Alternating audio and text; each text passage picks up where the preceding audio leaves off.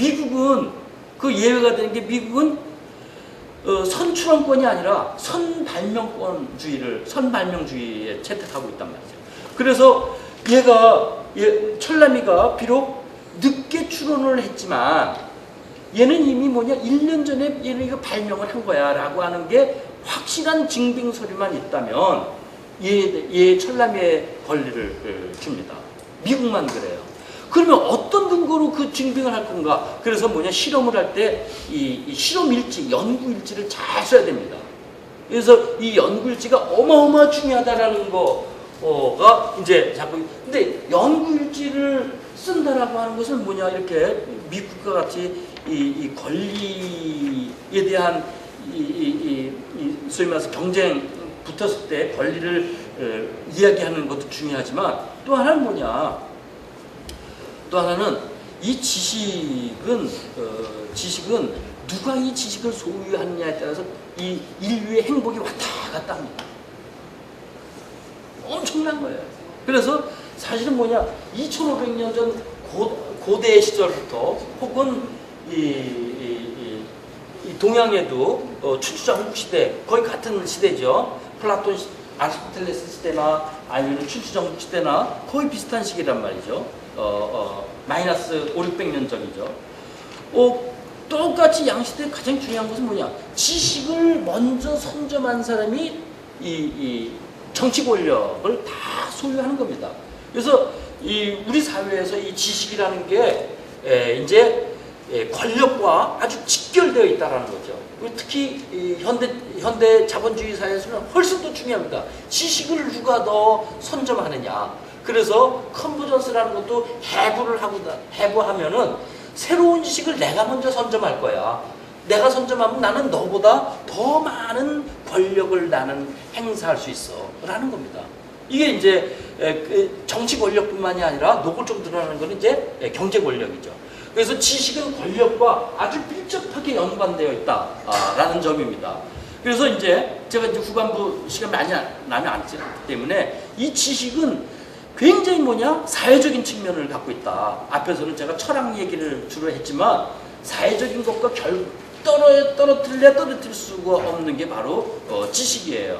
예를 들어서 지금 2004년도, 2005년도에 전 세계를 그냥 폭풍처럼 휩쓸고 간 사건이 이제 한국에서 발생하는데 배아복제 실험해가지고 황우석 교수 사태가 이제 일어납니다. 이때부터 이제 우리 좀 윤리적으로 뭐 좀 하자. 혼자서 몰래 하지 말고 지금 아까 연구일지 실험일지 얘기하는 겁니다. 혼자서 몰래 하지 말고 내가 오늘 32번까지 연구를 했으면은 하고 내가 오늘 급한 일 때문에 출장을 갔더라도 대신 누군가가 이 실험실에 와서 이 실험일지를 근거로 해서 33번부터 연구를 할 수 있게끔 하자. 즉 이것을 퍼블릭하게 하자라는 겁니다. 굉장히 중요해요. 그래서 지식을 혼자 독점할 경우에 여기서 생기는 이 무시무시한 그러한 인류사적 불행들이 너무 많이 겪어왔거든요. 그래서 이 두 가지 측면, 아까는 제가 특허권의 선점을 선출원이냐 선발명이냐라고 하는 아주 구체적인 그러한 권력 싸움 얘기했지만 이건 더 중요한 겁니다. 그거 말고 또 하나는 진짜 지식을 혼자만의 비밀의 엔터테인먼트가 아니라 서로 공유할 수 있는 지식으로 만들자라고 하는 게 굉장히 중요한 하나의 우리 인류의 하나의 사명입니다. 그래서 2004년도, 5년도 이후 한국뿐만이 아니라 전 세계의 윤리적인 그러한 책무에 대한 규정들이 많이 생겨나요. 그래서 프랑스 같은 경우는 국가가 의도적으로 이 과학을 연구하는 데서 윤리적 규정은 하지 말자라고 하는 그런 자존심을 갖고 있습니다. 왜? 그건 과학자 개인에다가 다 맡기면 되지 그걸 법적으로 뭘 할 거냐라고 했지만 최근 들어 프랑스마저도 다 공적인 법적인 규정으로 다 만들어놨습니다. 미국이 제일 먼저 한 것이지만요. 예를 들어서 미국이란 투베키기라고 하는 이제 지역이 남부 지역에 있었는데 1930년대부터 1972년까지 한 실험이 있는데 매독 실험을 했습니다. 매독 실험을 했는데 매독 실험은 다 할 수 있는 건데 뭐냐면은 비치료 매독 실험을 하는데 그 무슨 뜻이냐면은 치료약을 주지 않고 매독 환자들이 어떻게 이 매독 증상이 진전되는가 하는 프로세스를 관찰하는 국가 실험이었고요. 국방성에서 국방성과 미군 보건 관련하는 부서가 연합으로 한 실험인데 무시무시한 거는 흑인들만을 대상으로 했다라는 겁니다. 그래서 치료 실험인 것처럼 위약을 줘요. 가짜 약이죠. 이제 보라색의 가짜 이건 치료약이야 너희들 먹어 하면서 이것을 쭉 관찰한 거죠. 무시무시하게 무서운 실험입니다. 이것이 나중에 이제 사실은 이 매독 증상에 대한 굉장히 중요한 거기서 논문도 나오긴 했지만 거기 그 환자들한테는 이거는 완전히 이거는 몰모 실험 이상이죠.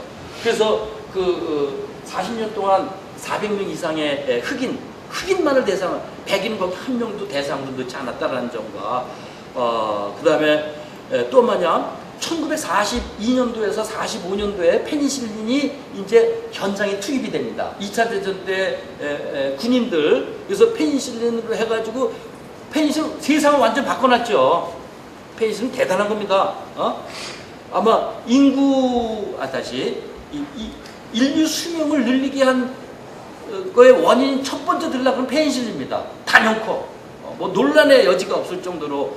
그래서 2차 대전 때 페니실린이 현장에 투입이 됐거든요. 그렇게 투입이 됐는데도 불구하고 매독 환자들한테 투입을 전혀 시키지 않았습니다. 그래서 이게 72년도에 최근입니다. 1972년도라고 하는 것은 1972년도에 이게 들통이 났어요. 들통이 나고 이것 때문에 1974년도에 이제 이것 때문에 미국에서 난리가 나서 여기 이제 윤리 규정을 이때부터 만들기 시작한 겁니다. 이렇게 사고가 엄청나게 터져야 이제 뭔가를 해요. 이게 문제죠. 그러니까 우리가 모르는 그러한 이 지식 권력이 지금 무지하게 지금 굉장히 많다. 하나만 더 이해를 들자 그러면은 황우석 교수가 약간 좀 착각에 빠지게 된 굉장히 중요한 하나의 계기가 90년도에 96년도 이때 영국의 이제 생명공학자가 양을 복제해서 실험을 해서 양 복제를 성공합니다. 세계를 놀라게 했죠. 그래서 이제 이거는 체세포 복제. 체세포 복제라고 하는 건 우리 세포는 체세포와 생시세포가 있죠. 생시세포는 난자 정자밖에 없습니다. 간단하게 해가지고 생식세포를 복제해가지고 하는 건 우리 몇천 년 전부터 쭉 해왔어요. 사과를 품종개량해가지고 더 좋은 거 한다. 이거 체세포 복제, 생시세포를 더 좋게 하는 겁니다. 쉽게. 근데 이건 머리털을 싹 뽑아가지고 수십 명의 손오공을 불어서 만들듯이 이 체세포, 이 세포를 쭉 띄어다가 나와 같은 똑같은 것을 생명체를 만들어낸다라는 것이거든요. 어마어마한 거죠. 그런데 아무 체세포나 다 가능한 게 아니라 아무 동물 다 가능한 게 아니라 그 당시 실험에 가장 유리한 게 돼지, 양이었습니다. 돼지, 양과 돼지 중에 그 실험자는 양을 택했죠. 그 양의 이름이 뭐예요? 돌리잖아요. 왜 돌리라고 붙였냐면은 만들었는데 그 양 중에서 세포 중에서 체세포 중에서 이 웅덩이 부분과 그 다음에 가슴살 부분이 이 배양이 잘 된다고 그럽니다. 상대적으로. 그래서 이 가슴세포, 젖가슴세포를 띄어다가 했거든요. 그 실험자가 이름을 제가 까먹었는데 어쨌든 남자예요, 여자예요? 예? 보통은 남자잖아요. 예. 한국에도 왔었어요. 황우석 사태 때. 그 이름이 뭐더라? 하긴 남자죠. 그냥 보통의 남자예요. 왜 돌리라고 이름을 붙였냐, 그 양에 대해서. 그 당시 80년대 미국 대중음악계를 석권한 여자 가수가 있었습니다. 아시네. 키가 1m 60밖에 안 되고 작은데 그 당시 이 미국 연예 대중 연예 잡지에 남성들이 가장 선호하는 여자 연예인 1순위를 항상 차지하고 있어요. 그건 뭐냐? 하나의 성적 매력을 갖고 있다는 거예요. 그 여자가 뭐냐? 젖가슴이 예뻤대. 예? 그래서 그 여자 이름이 뭐냐? 달리 패튼입니다. 그 달리 패튼의 이름을 따가지고 그 돌리앙을 이름 붙인 거예요. 그러니까는 지식 내에도 지식도 거기 뭐냐? 이미 이 성적 상품화라는 그러한 이 새로운 남성들의 기득권 권력들이 그 안에 들어가 있는 겁니다. 이미. 그래서 이미 그런 아주 사소한 지식 내에도 지식에도 사소하지 않죠. 그러한 지식 하나에도 우리가 느끼지 못했던 그러한 사회적 권력, 그 다음에 기득권들이 거기 다 얽히고 섞여가지고 나타나 있다라는 거죠. 그래서 달리 패튼 엄청 유명한데 여러분들 누군지 모르죠. 달리 패튼이 히트시킨 곡을 제가 한번 불러볼게요. 그러면 알 겁니다. 곡을 들으면 알아. 9 to 5 그겁니다. 네, 재밌어요. 들으면. 그 뭐냐? 다시 얘기해서 이 지식과 권력이 그렇게 밀착되어 있다. 사회적 권력이 밀착되어 있다는 겁니다. 그래서 과학은 가치 중립적이야 라고 많이 이야기를 하지만 실질적으로는 굉장히 뭐냐? 가치 의존적입니다. 그건 다음 시간에 또 다른 교수님이 또 이야기를 하기 때문에 제가 이 얘기를 안 하고 중요한 거는 이렇게 컨버전스를 하는데 지금 A라는 지식과 B라는 지식을 컨버전스 하는 것과 A라고 하는 지식과 C라고 하는 지식을 컨버전스 할 것인가 라고 하는 건 그 시대가 갖고 있는 시대적인 시대정신에 의해서 결정이 됩니다. 그래서 이것도 마찬가지로 내가 컨버전스를 하는데 어떤 방식으로 컨버전스를 할 것인가 라고 하는 거는 이 사회적인 관습, 사회적인 그러한 문화와 아주 굉장히 직결되어 있다라는 거죠. 그래서 이 지식의 이제 요즘 대통합 뭐 이야기를 하고 그런데 지금 이화대학교 최혜정 교수 이후에 이 뭐 융합이니 컨버전 엄청나게 이제 유행이지만 그거는 연구자들의 몫이고 사실 우리들이 일상인의 몫에서 지식의 대통합이 무슨 뜻인가라는 게 이제 굉장히 중요합니다. 그래서 아주 일상적인 측면에서도 그런 전문가들, 전문 연구가들의 몫으로 나타나는 그러한 지식의 문제도 중요하겠지만 우리 일상인의 입장에서 내가 세상을 바라보는 눈이 세상을 바라보는 그 눈만큼 세상을 안다라고 하는 것. 이게 바로 지식이죠. 그래서 지식이라고 하는 게 가장 중요한 뜻의 하나는 뭐냐면은 내가 이 대상을 이 오브젝트를 이렇게 파악하는 거, 이렇게 딱 잡는 거를 지식이라고 이야기를 해요. 근데 이 오브젝트가 눈에 보이는 오브젝트일 경우도 있지만 또 뭐냐 아이디어인 경우도 지식이죠. 그래서 이게 확 잡는 거, 이게 포획한다고 그러죠. 그걸 이제 지식이라고 그러는데 그러면 내가 남의 아이디어도 지식이 될 수 있고 그 다음에 이 컴퓨터를 휘어지는 모니터를 내가 발명했다라는 것도 또 뭐냐 지식이 될 것이고 하게 등등 모든 거 이제 다 이제 지식이 되는 거죠. 그건 뭐냐? 그것은 이 오브젝트를 어떻게 바라보느냐에 따라서 지식이 달라질 수 있다라는 겁니다. 그래서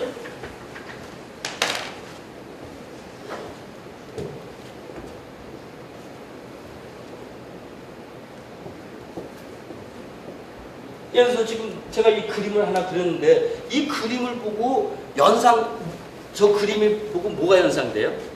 자, 오래 생각하지 말고 오래 생각하면 안 돼요. 뭐가 연상이 돼요?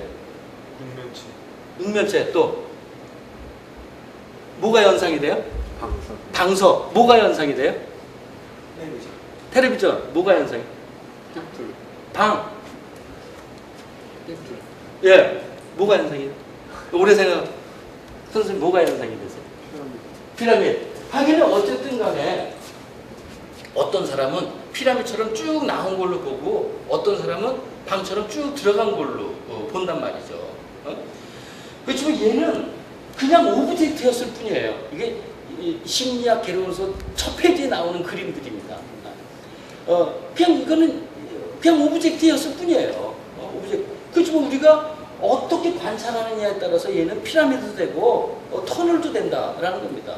그래서 이거 피라미드인데 야, 너 왜 터널을 썼어? 너는 빵점이야 라고 해서는 안 되는데 우리 교육은 그런 교육이죠. 참. 그래서 저 오브젝트를 정답은 뒤에 정답표에 피라미드로 4번 피라미드로 돼 있는데 사실은 뭐냐? 2번 터널도 될 수 있다라는 거를 인정할 수 있는 공개된 지식사회가 되는 것. 이게 바로 컨버전스의 가장 중요한, 컨버전스라는 말씀은 나의 삶의 행복에 굉장히 중요한 하나의 관건이 된다라는 겁니다. 그래서 동일한 오브젝트지만 이것을 바라보는, 이것을 이제 시오리로 바라볼 때 어떻게 바라보느냐에 따라서 전혀 다른 해석이 나올 수 있다는 거죠. 그래서 동일한 오브젝트지만 이로부터 나올 수 있는 거는 지식의 창조는 무궁무진해요. 내가 어떻게 보느냐에 따라서. 지금은 여기서는 제가 터널과 피라미드 두 가지 얘기했지만 이 심리학 개론책에 보면 이런 그림 말고 또 무지하게 많아요. 어떻게 보면 노파로도 보이고 어떻게 보면 토끼로도 보이고 그런 그림 어디서 보셨을 겁니다. 그건 뭐냐? 그 그림 자체는 내가 이것을 인지를 할 때 어떻게 이것이 변화 가능한가라는 걸 설명하는 하나의 도구 그림인데, 이것도 마찬가지로 내가 이것을 어떻게 관찰하느냐에 따라서 사실은 이 지식은 엄청나게 바뀔 수도 있지만 다른 말로 하면 엄청나게 창조 풍요롭게 될 수가 있다는 거죠. 그래서 내가 이것을 지금 피라미드로 보는 사람은 이걸 터널로 잘 못 봐. 한번 눈을 감고 다시 세수하고 해야 저건 전환이 잘 되죠. 이제 스위프트 전환이 잘 되는 거지만 전환이 잘 안 되는 그림도 굉장히 많습니다. 이거는 뭐냐? 다시 이야기를 한다 그러면은 내가 피라미드라고만 보는 그러한 습관에 빠져 있으면은 다른 거를 못 본다라는 거예요.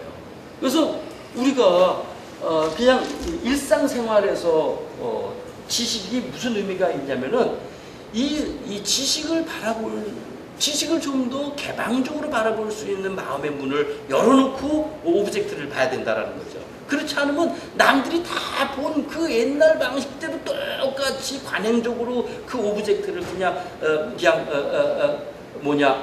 종달새 외우듯이 똑같이 반복에 지나지 않는 거예요.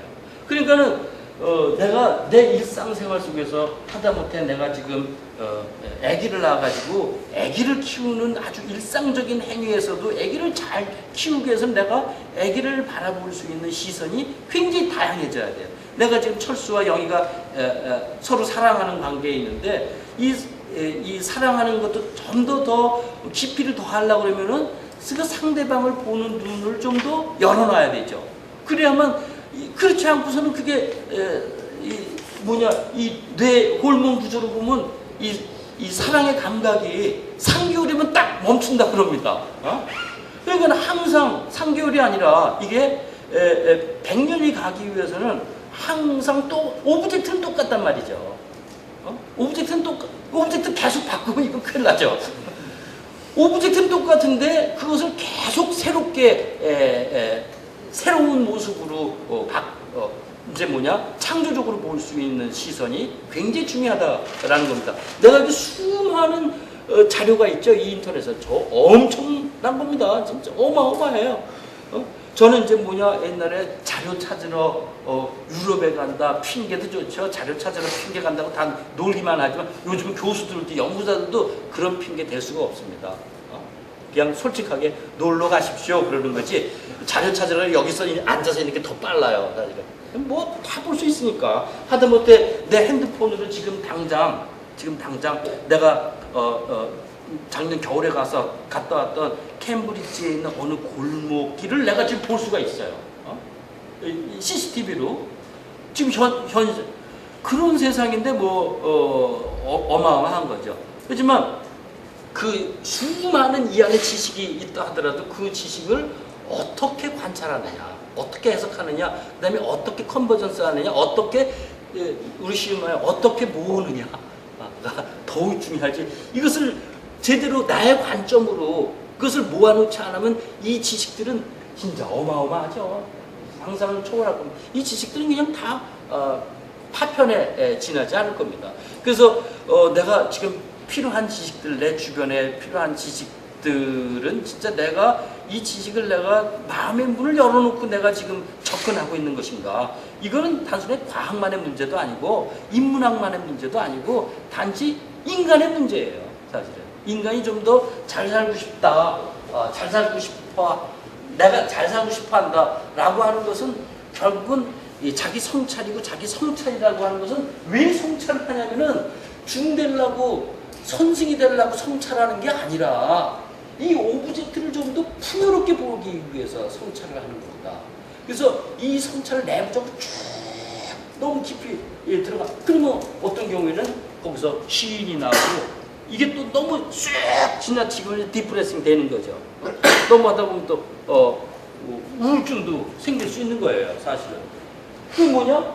이거를 성찰하지 않고 오브젝트를 보면 결국은 남이 본 거, 남이 보고 그냥 반복에 지나지 않는다라는 겁니다. 그래서 예를 들어서 한번 자기 자신을 생각을 해봐라. 네가 과학자건, 네가 강원과학고에 있건, 네가 무슨 유치원생이건, 뭐 네가 지금 또 오늘도 비행 청소년으로 경찰서에 잡혀온 청소년이건 관계없이 너 자신을 생각하면 좋은 말이 그런 얘기 많이 들어봤잖아요. 아니, 너 자신을 생각해봐서 남는 게 뭐가 있습니까? 보여주셔. 철학 얘기, 그거 좋긴 좋은 얘기인데 뭐 딱 덮어놓고 아무것도 아니고 다 구름 잡는 얘기인데 뭐 눈에 잡히는 게 있어야죠. 보여주세요. 우린 보여주지 않으면 믿지 못합니다. 그게 이제 오늘의 현실이거든요. 그래서 거기 철학도 비리비리한 거예요. 저도 그거 굉장히 고민합니다. 이걸 보여줄 수, 옛날처럼 좋은 얘기, 덕담 얘기 이제 그만하고 구체적으로 좀 보여줄 수 있는 얘기 좀 하자. 근데 제가 얼마 전에 번역된 책을 하나 읽었는데 행복의 조건이라고 하는 책입니다. 그건 뭐냐? 미국 허버드 대학의 의과대학에 있는 교수인데 이 사람이 연구한 게 있어요. 생애 연구라는 게 있습니다. 실험적으로는 뭐냐? 그거를 발생학적 연구라고 하는데, 예를 들어서 지금 대학생 1, 2학년 학생을 대상으로 얘네가 70 노인이 될 동안에 40년 동안 연구를 한 겁니다. 약 400명 대상으로. 그 임상 대상자나 실험자나 같이 늙어 가는 거죠. 그래서 이 사람이 70대 됐을 때 이 책을 쓴 게 행복의 조건이에요. 그래서 20대 때 자기 성찰을 한 그룹과 그렇지 않은 그룹을 딱 나눠가지고 봤더니 50세에서 55세 사이에 어떻게 변했나는 것들이 연봉이 32%가 차이 났답니다. 평균 32%면 어마어마한 겁니다. 어마어마한 거예요. 그래서 뭐냐? 이 성찰의 힘이 그렇게 중요하구나 라는 것을, 이게 난 그런 거 되게 싫어하지만 딱 돈으로 보여주지 않습니까? 그러니까 다 믿어요, 미국 사회에서. 저도 그 책을 보고 굉장히 많이 도움이 됐어요. 이제 학생들한테 그 예를 들어서 얘기하면 학생들 그때 고개를 끄덕인단 말이죠. 옛날에 내가 몇 년 동안 철학 공부 가르쳐봐야 시험만 치지 고개 끄덕거리지 않았거든요. 왜 철학 뭐 도움되나. 근데 그 행복의 조건이라는 책 그 인용해가지고 내가 얘기했지. 그때 고개 끄덕끄덕 이거 나도 한번 좀 나에 대한 생각이라는 걸 한번 좀 해볼까? 그때 이제 조금 이제 그래서 그게 이제 이 이야기가 제가 쉬운 그런 상황은 좀 아니지만 결국은 근본적으로 뭐냐, 근본적으로 이 인간에 대한 탐색이 돼야 된다. 더 구체적으로 그러면 인간이라는 말을 쓰면 나의 행복이라는 말을 해야 된다. 그리고 가장 중요한 게 컨버전스는 뭐냐? 이 소통, 여기서 학문적 소통이지만 나와 너 사이의 이 소통이라는 게 저는 굉장히 중요하다라고 봅니다. 그래서 소통을 하기 위해서는 뭐냐면은 더 많은 권력을 갖고 있는 사람이 그 권력을 양보하는 게 소통입니다. 예를 들어서 지금 아버지와 유치원 다니는 아들 사이에 문제가 갈등이 생겼어요. 누가 양보를 해야 될까요? 이거 아주 정확합니다. 권력을 더 많이 갖고 있는 사람이 양보를 해야 돼요. 그래야 소통이 일어나는 거죠. 아버지와 35살짜리 아버지와 6살짜리 아들이 지금 갈등에 있는 싸우는 거거든요. 싸우는 건데 지금 6살쯤 뭔지 모르거든. 6살 너 다 양보해. 네? 이게 말이 안 되죠. 더 많이 하는 사람이 양보하는 겁니다. 그래서 이 모든 소통의 기본 틀은 뭐냐? 이건 제가 얘기하는 게 아니라 사실은 뭐냐? 노자 장자가 다 얘기한 겁니다. 그리고 사실은 소크라테스도 다 얘기를 한 거고 그거를 제가 아주 과학의 언어로 살짝 바꿔서 얘기했을 뿐이지 이 권력의 소통이라고 커뮤니케이션이라고 하는 것은 조금이라도 내가 권력이 셀 것 느껴졌다. 그러면은 내가 양보하지 않고서는 거기서 그 외에는 소통의 방법은 절대 나오지 않습니다. 그래서 예를 들어서 이런 너와 나 사이의 소통, 예를 들어서 지금 내가 고등학교 선생이고 요즘 고등학교 학생이야. 그러면 여기서 누가 더 소통의 주도권을 지느냐? 너무나 당연한 겁니다. 선생이 지고 있어요. 근데 지금 뭐냐? 35살짜리 아버지와 6살짜리 아들이 점점 커가지고 이제 세월이 지나서 아버지가 75세가 되고 아들이 이제 장년이 됐다. 이건 권력관계가 바뀌죠. 이럴 때는. 그래서 누가 더 권력이 있는가라고 하는 것은 본능적으로 그것을 알고 있거든요. 그래서 거기서 서로 조금씩 양보하는 것. 이게 이제 소통입니다. 학문적 소통도 마찬가지예요. 학문적 소통. 예를 들어서 지금 뭐냐? 경제학하고 경영학하고 IT 산업이 연결시켜서 뭔가를 한번 해보겠다. 이제 그래서 카이스트의 그런 이제 인스티튜트가 있죠. 그러면 이것을 잘 하려고 그러면은 누가 더 많은 권력을 쥐고 있는가라는 것을 그네들끼리 잘 한번 판단을 해봐야 됩니다. 그래서 좀 더 권력을 많이 갖고 있는, 지식 권력을 많이 갖고 있는 쪽이 조금씩 양보를 해야만 저게 이제 소통이 일어나고 거기서 서로 간에 동반자적 관계가 있고 제가 표현하는 것이지만 인문학은 항상 동반 인문학이 되어야지 인문학 그때는 자기 혼자만 하는 인문학은 사실은 현대 사회에서 별 의미가 없다라는 겁니다. 자기 혼자서 토굴 속에서 자기 성찰을 하는 그러한 선승이라면 모르겠지만 항상 시장에 나와서 서로 소통을 염두에 두지 않은 지식은 의미가 없다라는 겁니다. 이건 내가 너무 강하게 얘기한 것이라고 생각할 수도 있어요. 그건 제 개인적인 생각이고 어쨌든 소통은 성찰이 필요하고 성찰은 이 토굴 속에서 하는 그러한 자기만의 고독한 섬에서의 성찰이 아니라 항상 남이 어떻게 반응하는가를 서로 남의 귀를 기울이는 것 이게 굉장히 중요하고 귀를 기울인다라고 하는 것이 바로 남의 지식에 대해서 귀를 기울이는 것. 그럼 똑같이 인간관계에서도 항상 저는 유비를 시키는 건데 인간관계에서도 그걸 서로 이제 귀를 기울이는 게 굉장히 중요하죠. 제가 마지막으로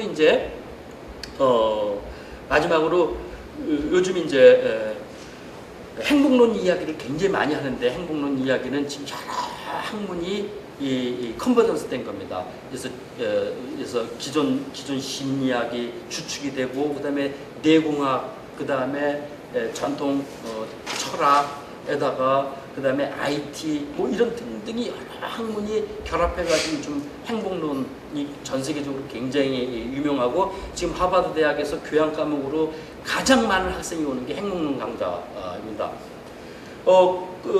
거기서 이제 뭐냐, 우리가 사람과 사람 사이의 소통이라고 하는 것, 즉 서로 뭔가를 결합해서 이제 새로운 뭔가를 창조하기 위한 것. 철수와 양이가 서로 사랑을 해가지고 새로운 삶을 만들어내는, 이게 행복이듯이 어떤 이제 특수한 집안공학과 그 다음에 수공학이 만나서 새로운 도로 교량 건설할 때 굉장히 효율적으로 만들어내는 창조적인 지식을 만들어낸다든지, 그게 똑같아요 사실은 그 두 개가. 그래서 내가 이 지식을 어떻게 활용할 것인가라는 게 굉장히 중요하고, 그 예를 들어서 이제 행복론에서 나오는 이제 거짓말 탐지기, 한번 이 얘기를 사례를 들면서 이야기를 마치려고 합니다. 요즘에 미국 드라마 라이 투 미가 굉장히 이랬는데, 이 거짓말을 어떻게 탐지하는가, 이 표정으로 이 표정 46개의 근육으로 이 조합할 수 있는 그 표정이 아마 수만 가지 이상 될 것이고, 그것 때문에 70억 인구가 있어도 그 표정이 다 다르죠. 한 사람이 두 사람이 똑같은 경우는 없으니까. 근데 스파이 교육할 때 최종 단계가 뭐냐면은 거짓말 탐지기를 통과하는 건데, 이거 거의 보통 사람들은 그게 거의 불가능하다고 그럽니다. 왜? 내 의지로 이 조절할 수 없는 근육들이 너무 많기 때문에 이 감정 상태가 얼굴에 다 드러나죠. 그래서 근데 보통 사람은 이제 거짓말을 하면은 이게 다 표정에 드러나지만, 우리들은 그거를 읽을 수 있는 능력이 문화화된 우리들은, 혹은 사회화된 우리들은 그것을 읽어내질 못하기 때문에 거짓말 탐지기라는 게 이제 필요로 한 모양이에요. 근데 그거를 아주 본능적으로 잘 읽어내는 사람이 있어요. 그거 이제 무당이 되는 거죠. 그리고 그것도 뭐냐? 남자보다는 여자가 훨씬 더 잘 읽어내요. 그리고 또 뭐냐? 나이 먹은 사람보다는 아주 애기, 대여섯 살. 요즘은 대여섯 너무 사회화가 돼가지고 사회화가 굉장히 빨리 됩니다. 4살 정도까지는 뭐냐? 그걸 파악을 다 해요. 그래서 내가 이제 우리 애기한테, 4살짜리 된 애기한테 가문이설로 얘기하죠. 애들은 다 합니다. 그 거짓말인지. 단지 그것을 권력관계 때문에 표현을 못할 뿐입니다. 그러니까는 제가 갑자기 왜 이 이야기를 하냐면은, 하다못해 그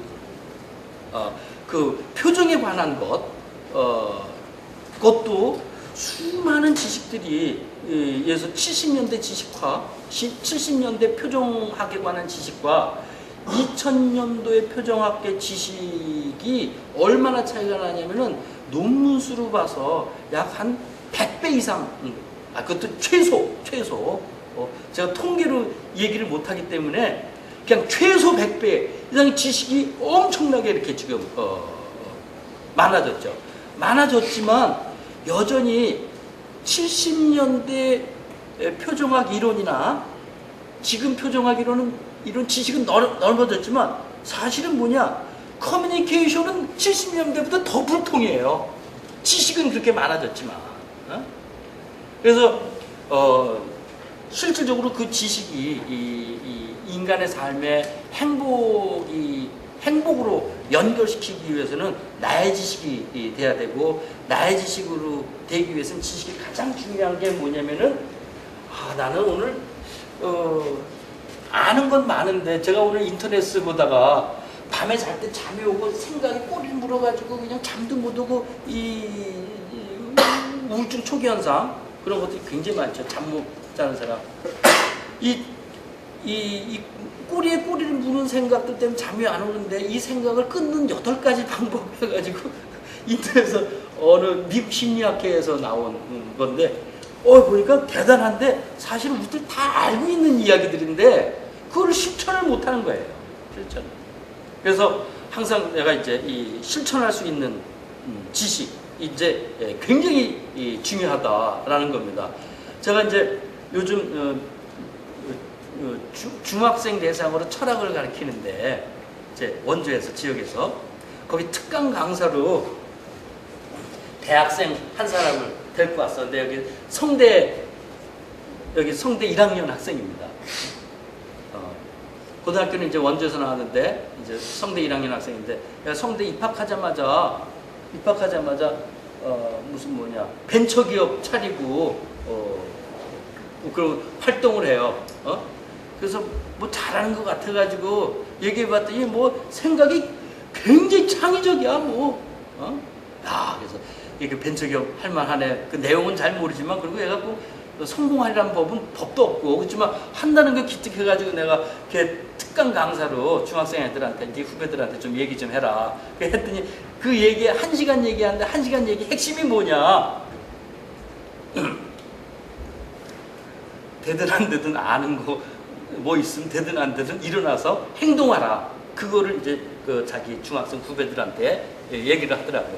거기 오류도 굉장히 많이 나겠지만 그래서 이 지식이 굉장히 중요한 측면은 오류가 나지 않는 지식은 이게 지식으로 가치가 굉장히 허약해집니다.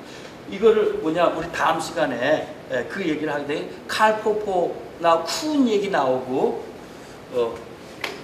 그럴 때 다음 시간 지금 한양대 계신 이상욱 교수가 나올 때 그 얘기를 할 거거든요. 100% 아마 할 겁니다. 이 지식이 있는데 이 지식이 어떻게 포장되는지, 예를 들어서 이 지식이 어떤 행동으로 연결될 때에만 지식인데 행동으로 연결되지 않는 지식을 과연 지식이라고 할 수 있는 것인지 그게 우리의 굉장히 많은 오류를 일으킨 것들이 많거든요.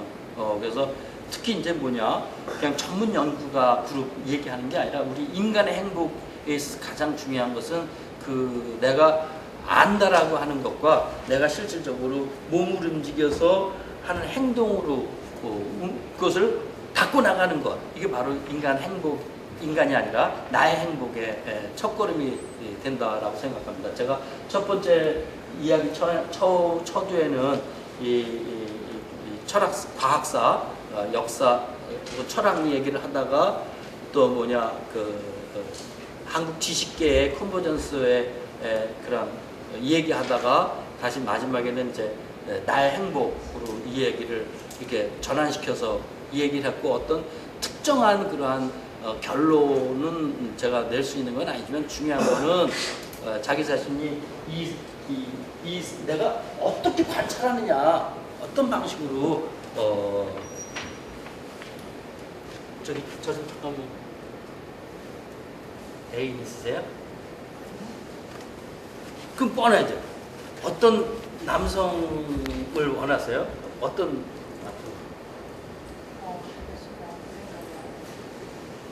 사실은 원하지 않았어요.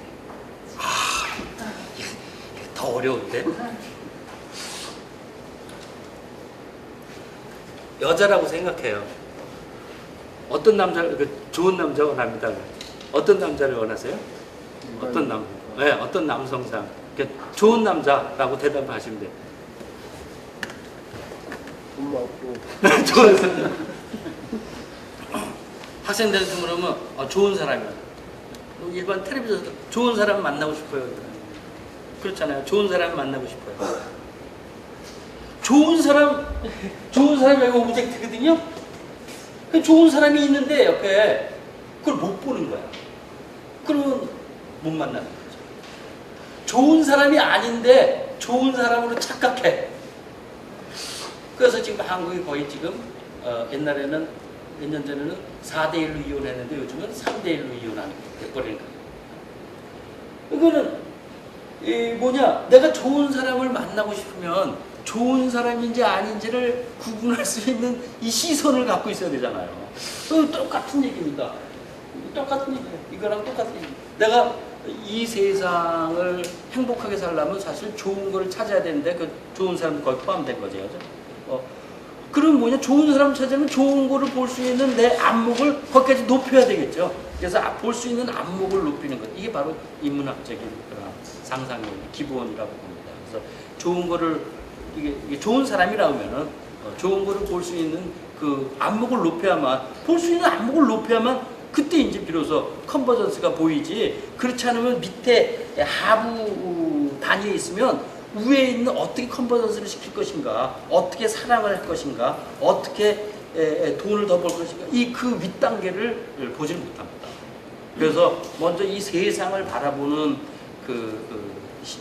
시각, 관점을 공부를 굉장히 많이 하는 게 굉장히 중요합니다. 그 공부라는 건 책이 아니라 사람을 통해서 소통을 통해서 하여튼 뭐 인터넷 도구가 될 것이고 하나의 그 자기 공부에 굉장히 중요한 게 인문학적인 상상을 좀 좁히면은 성찰이란 말을 되게 싫어하는데 인문학적 성찰이라는 게 있을 때 컨버전스라는 말은 좀 너무 외도했지만 되게 기대할 수 있을 거라고 생각합니다. 이상입니다. 감사합니다.